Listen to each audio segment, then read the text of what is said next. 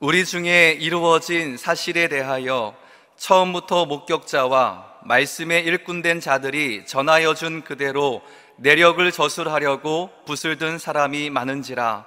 그 모든 일을 근원부터 자세히 미루어 살핀 나도 데오빌로 각하에게 차례대로 써보내는 것이 좋은 줄 알았노니, 이는 각하가 알고 있는 바를 더 확실하게 하려 함이로다. 아멘. 오늘도 이 새벽에 함께 모여서 하나님께 예배하고 찬양하고 또 각 처소에서 영상으로 기도의 자리에 동참하시는 모든 성도님들의 삶 속에 주 예수 그리스도의 은혜와 평강이 함께 있기를 예수님의 이름으로 축복합니다. 저는 오늘 봉독한 말씀을 통해서 누가의 심정, 데오빌로의 마음이라는 제목으로 여러분들과 함께 말씀을 나누기를 원합니다. 코로나19 전염병으로 인해서 영화계에도 큰 타격이 이어지고 있는 가운데 얼마 전 제56회 백상예술대상 시상식이 소소하게 치러졌습니다. 이날 같은 어려움을 겪고 있는 모든 사람들의 마음을 대변하듯 울려 퍼진 하나의 노래가 제 기억에도 남기에 여러분들에게 잠시 소개하려고 합니다. 제목은 당연한 것들이라는 제목의 노래였고요, 가수 이적 씨가 작곡한 곡이었습니다. 가사를 한번 쭉 읽어드릴게요. 여러분 잠잠히 곰곰이 묵상해 보시기 바랍니다. 그때는 알지 못했죠. 우리가 무얼 누리는지.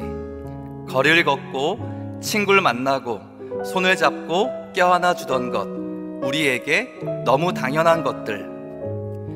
처음엔 쉽게 여겼죠. 금세 또 지나갈 거라고.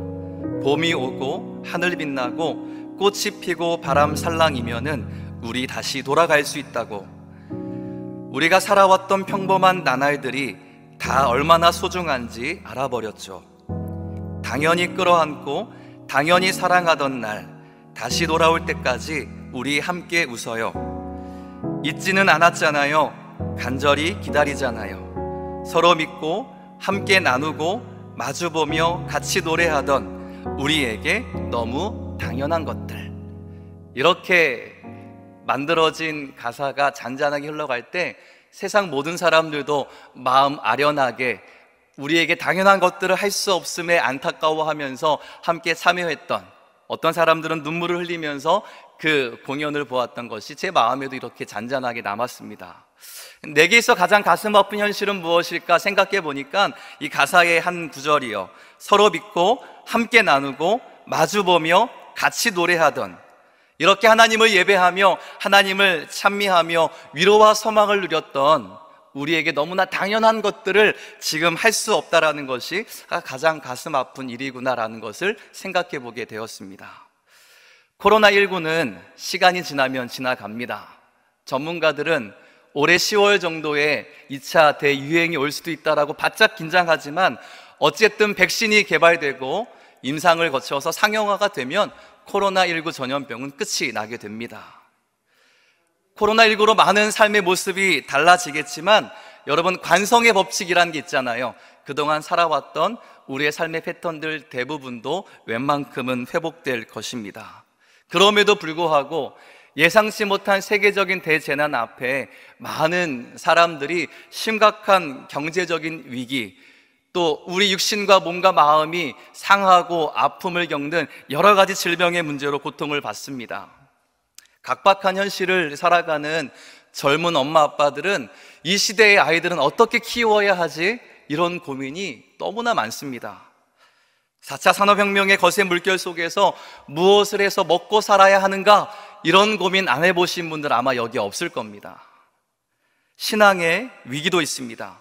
어려운 시기를 고난으로 여기고 더욱 하나님을 의지하는 성도들이 있는가 하면 어려운 시기를 고통이라 여기고 세상의 돈을 의지하고 세상으로 이탈하는 성도들도 참 많아졌습니다.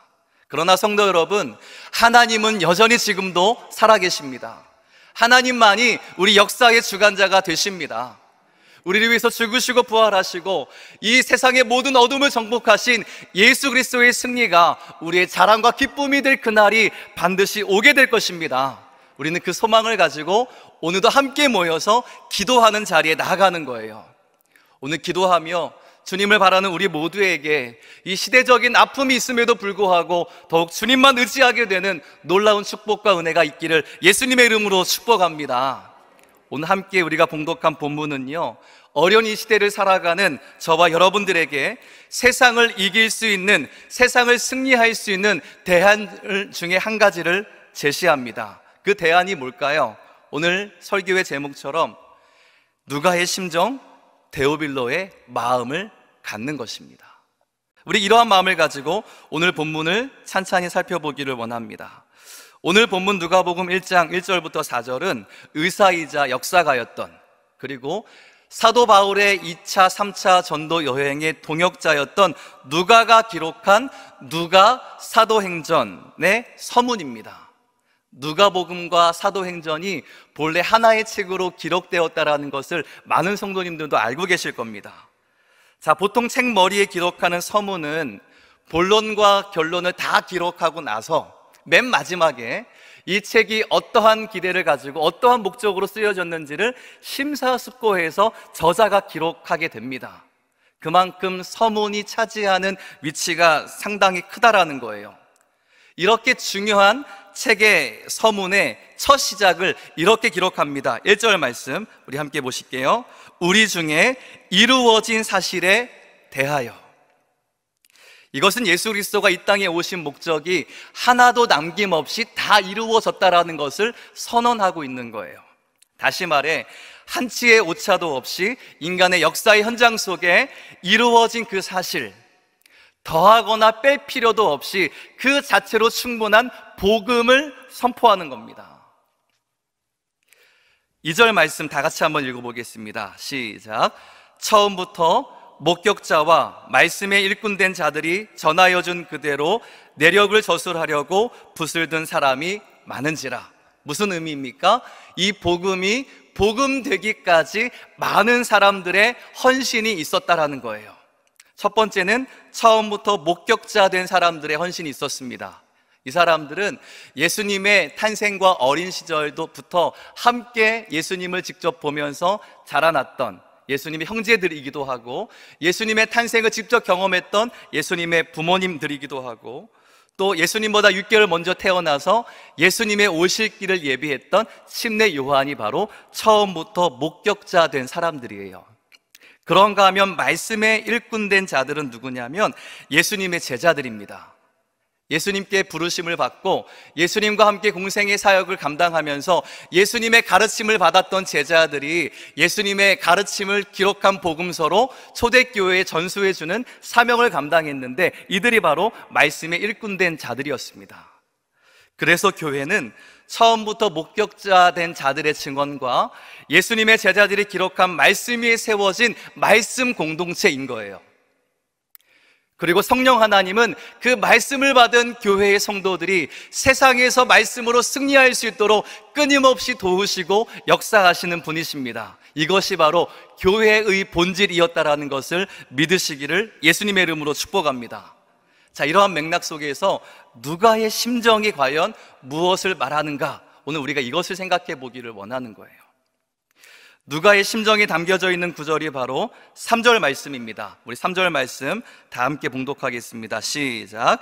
그 모든 일을 근원부터 자세히 살핀 나도 데오빌로 각하에게 차례대로 써보내는 것이 좋은 줄 알았노니.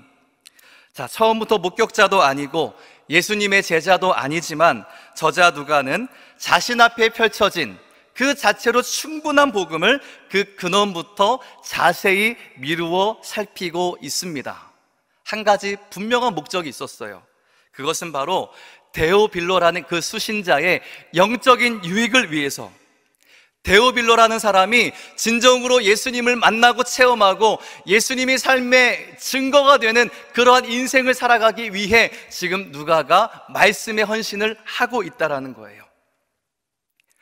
누가복음이 기록될 당시의 그 상황은요, 교회 안에서는 헬라식 문화에 익숙한 이방인들이 예수님을 알고 복음을 듣고 기독교인은 됐지만 유대교와 기독교를 애매하게 오가던 상황이었습니다.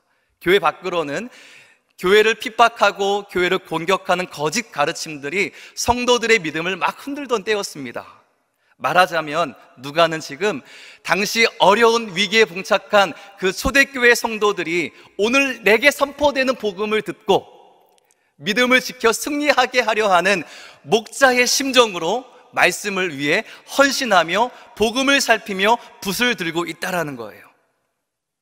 이게 바로 누가의 심정이라는 거예요. 우리가 잘 알고 있는 요셉도 사실 이 누가의 심정이 충만한 사람이었습니다. 우여곡절 끝에 애굽의 총리가 되잖아요. 총리가 되어서 이제 좀 쉴만할 수 있었을 텐데 요셉은 자신의 사명을 알았어요. 자신이 총리가 된 이유는 이제 앞으로 다가올 그 풍년의 7년을 지나고 7년의 흉년을 맞이할 그 땅에 살아가는 사람들이 이 어려운 시기를 극복할 수 있게 하려 하는 자신의 이 삶에 대한 비전을 알았습니다. 그래서 요셉은 총리가 되자마자 애굽의 온 땅을 두루 다니면서 살피면서 그 땅에서 가장 필요한 것이 무엇인지를 직접 보고 경험하기 시작하는 거예요. 우리 창세기 41장 46절 말씀입니다. 요셉이 애굽 왕 바로 앞에 설 때에 30세라 그가 바로 앞을 떠나 애굽 온 땅을 순찰하니. 왜 요셉은 애굽의 온 땅을 순찰했을까요? 그것은 바로 다가올 7년의 흉년을 감당하며 살아가야 될 이 땅 백성들의 삶의 모습과 현실을 살펴보기 위하여 순찰하는 거예요. 직접 보고 들어야 그들을 도와줄 수 있는 하나님의 지혜가 임하는 거예요. 이것이 바로 누가의 심정이었습니다. 뿐만 아닙니다. 우리가 잘 알고 있는 느헤미야는 예루살렘에 귀환한 포로민들이 근 100여 년 동안에 이루지 못한 성벽 재건, 예루살렘 성벽 재건을 근 몇 달 만에 완성한 인물이었어요. 그가 하나님께 소원을 가지고 기도하면서 예루살렘 성에 당도했을 때 가장 먼저 한 일은 그 땅에 무너진 성벽들을 두루 다니며 살펴보고 순찰하는 일이었습니다. 우리 느헤미야 2장 11절부터 13절까지의 말씀을 여러분 눈으로 한번 봐주세요. 내가 예루살렘에 이르러 머무른 지 사흘 만에 내 하나님께서 예루살렘을 위해 무엇을 할 것인지 내 마음에 주신 것을 아무에게도 말하지 아니하고 밤에 일어나 몇몇 사람들과 함께 나갈새 내가 탄 짐승 외에는 다른 짐승이 없더라. 그 밤에 골짜기 문으로 나가서 용정으로 분문에 이르는 동안에 보니 예루살렘 성벽이 무너졌고 성물은 불탔더라. 지금 이 예루살렘까지 먼 길을 여행하며 왔던 정말 피로가 쌓일 대로 쌓였던 느헤미야가 힘들고 어려운 상황임에도 불구하고 몸을 일으켜서 그 불탄 모든 성문을 두루다니며 순찰하는 이유가 무엇입니까? 바로 누가의 심정이 있는 거예요. 이 땅 백성들이 포로 귀환하고 나서 많이 노력했음에도 불구하고 아직 이루어지지 않은 성벽 재건, 이유가 무엇일까? 무엇이 문제일까? 무엇을 그들에게 알려주어야 할까? 이것을 파악하기 위해 지금 두루 다니면서 성벽을 살펴보고 무너진 곳을 살펴보면서 하나님의 마음을 구하고 있는 거예요. 이것이 바로 누가의 심정이라는 거예요. 저는 오늘 복음이 오늘도 여러분들에게 살아있는 복음으로 증거되기 위해 저를 포함한 목회자들이 누가의 심정으로 일어나기를 소망합니다. 성경을 두루 살피면서 이 시대에 살아가는 성도들에게 무엇을 전해야 할 것인가, 이것을 하나님께 구하면서 말씀을 위해 수고하고 희생하며 헌신하는 이 시대의 누가의 심정을 가진 목회자들이 일어나기를 소망합니다. 가정마다는요, 우리 부모님들이 누가의 심정으로 자녀들에게 다가가게 되기를 소망합니다. 여러분, 이 시대의 자녀들은 소위 말하는 A세대, AI 세대예요. 그러니까 이 시대의 자녀들이 자라면 우리가 그동안 한 번도 경험해 보지 못한 전혀 다른 세대가 되는 거예요. 우리 부모님들의 마음에 이 누가의 심정이 없다면 데오빌로가 하나님을 아는 것에서 멈추지 않고 하나님을 경험하는 사람이 되기 위해 모든 말씀을 펼쳐놓고 찬찬히 그 말씀을 살피면서 연구하며 그에게 복음을 전했던 누가의 심정이 없다면 우리 아이들은, 이제 우리의 다음 세대는 예수님을 전혀 모르는 세대가 되는 거예요. 우리 부모님들이 기도하면서 말씀을 누가의 심정으로 읽으면서 또 경험하면서 그것을 전해줄 수 있는 아이들의 눈높이로, 아이들의 마음과 감정과 정서로 그 복음이 복음되게 하는 놀라운 역사를 일으키게 되기를 예수님의 이름으로 축복합니다. 우리 기업의 사장님들, 또 각처의 실업인들이 그 누가의 심정으로 복음을 전달하는 역사가 이 땅에 일어나게 되기를 예수님의 이름으로 축복합니다. 그러면 이 땅은 소망이 있는 거예요.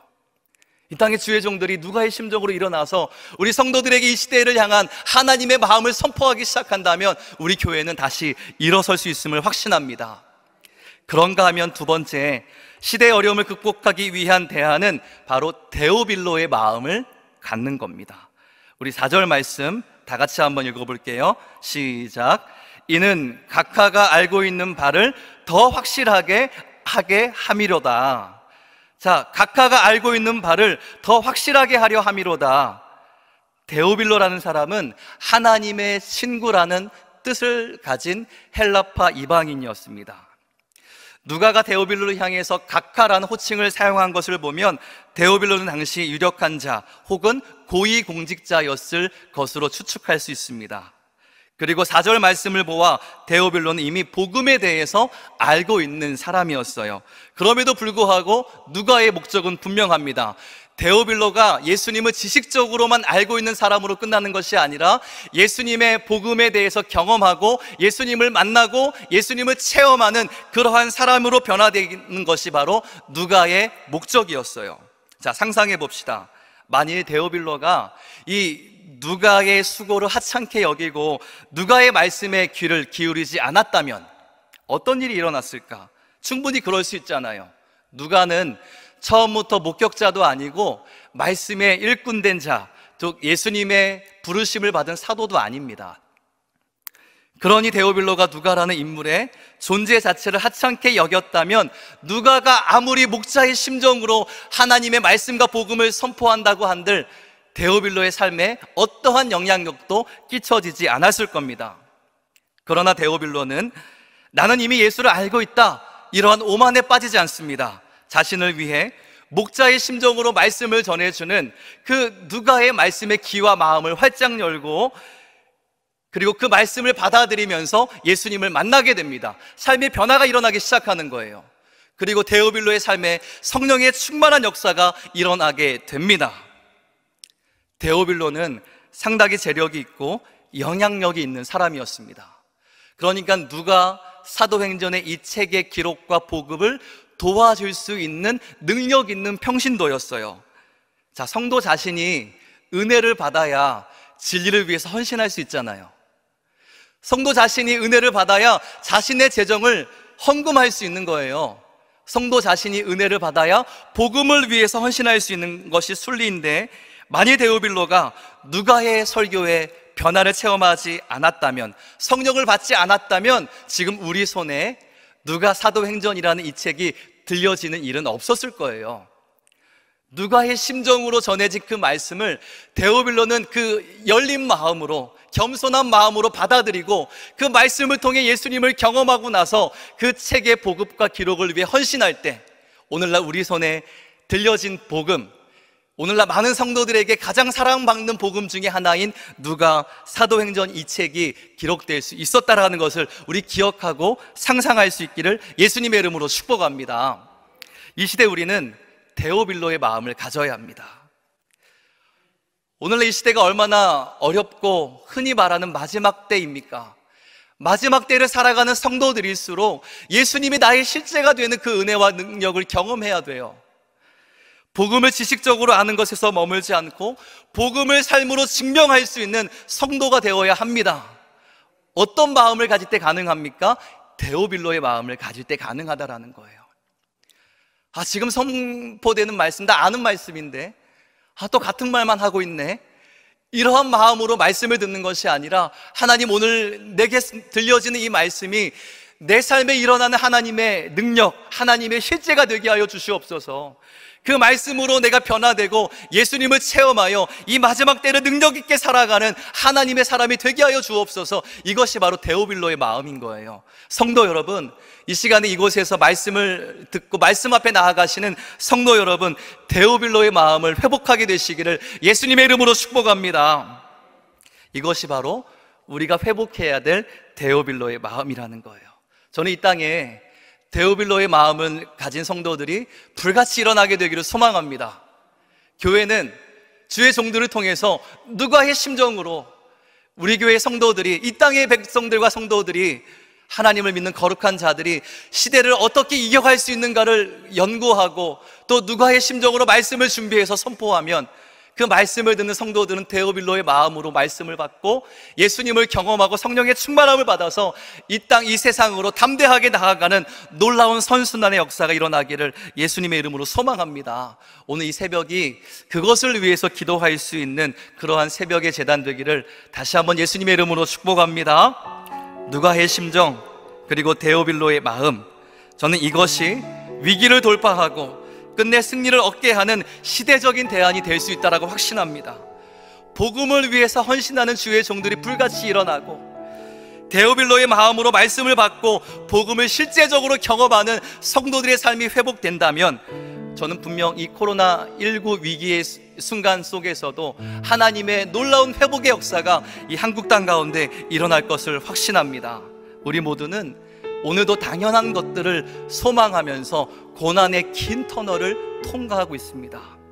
복음이 삶이 되고 증명되는 성도의 당연한 삶을 소망하면서 누가의 심정, 데오빌로의 마음을 회복한다면 반드시 서로 믿고 함께 나누고 마주보며 같이 노래하던 교회의 아름다운 일상도 회복될 것을 확신합니다.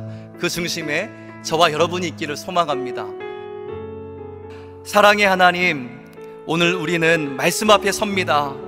누가의 심정으로 말씀을 준비하고 이 시대를 살아가는 성도들에게 오늘 내게 선포되는 말씀을 듣게 할 하나님의 거룩한 종들이 일어나는 세대가 되게 하여 주시옵소서.